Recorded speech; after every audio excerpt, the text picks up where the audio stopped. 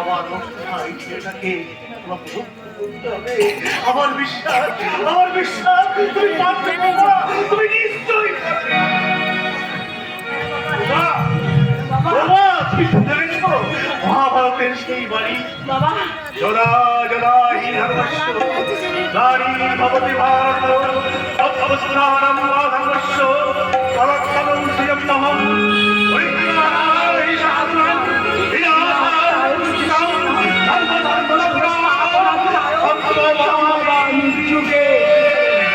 মনে রাখবো বাবা, আপনার কথা আমি আজ থেকে মনে রেখে আজ থেকে আপনার কথা মতো আমি পথ চলার চেষ্টা করবো বাবা।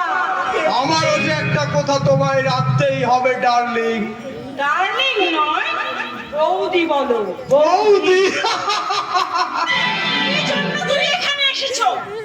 তোমার ওই তৃষ্ণার্ত হৃদয়ে একটু প্রেম বাড়ি সিঞ্চন করতে এসেছি সোনা। বললে তুমি? সবটা এখনো বলিনি, বাকিরা বাকিরা তোমাকে আমি পার্সোনালি বলবো। চলো আমার রুমে চলো। না, আমার স্বামী ছাড়া কারোর সঙ্গে আমার কখনো কোনোদিন কোনো পার্সোনাল কথা থাকতে পারে না। আরে রজনী, আরে আচ্ছা আচ্ছা, তোমার অমুক স্বামী তোমায় কি দেবে বলো তো? তার চেয়ে আমি তোমাকে এমন ভাবে তোমার চৌকোনা কানাই কানাই ধরে দেবো। বৌদি যে মায়ের সমান, এটা তুই ভুলে গেলি না জানো?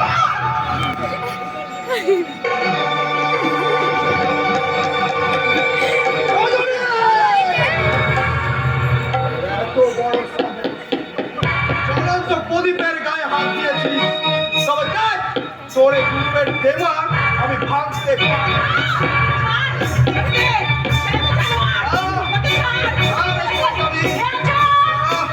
আমার বিকৃত প্রাণে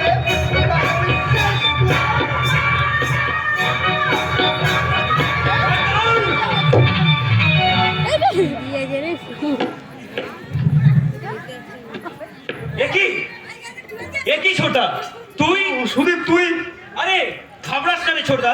আমি তোর কাছে বাধা দিতে আসিনি, শুধু তোকে একটিবার বলতে আইছি যেটা তুই আমাদের বৌদির সাথে করতে চাইছিলি সেটা বরং মায়ের সাথে ভালো করে রিহার্সাল করে আয়।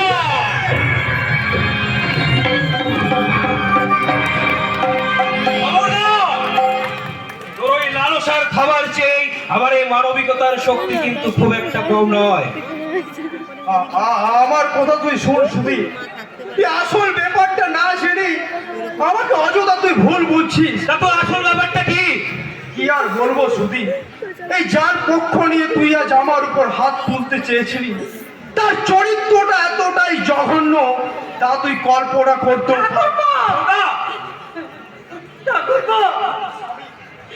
ওর স্বামী ওই স্টুপিড প্রভাতের কাছ থেকে আরে ওই দাম্পত্য সুখ পায়নি বলে ওর দেহের ক্ষুধা মেটাতে বারবার আমার কাছে ছুটে আসে। আর আমি রাজি হইনি বলে ওর কামের জ্বালায় হঠাৎ আমাকে এসে জড়িয়ে ধরলো। আমি বলে এইসব ভুল।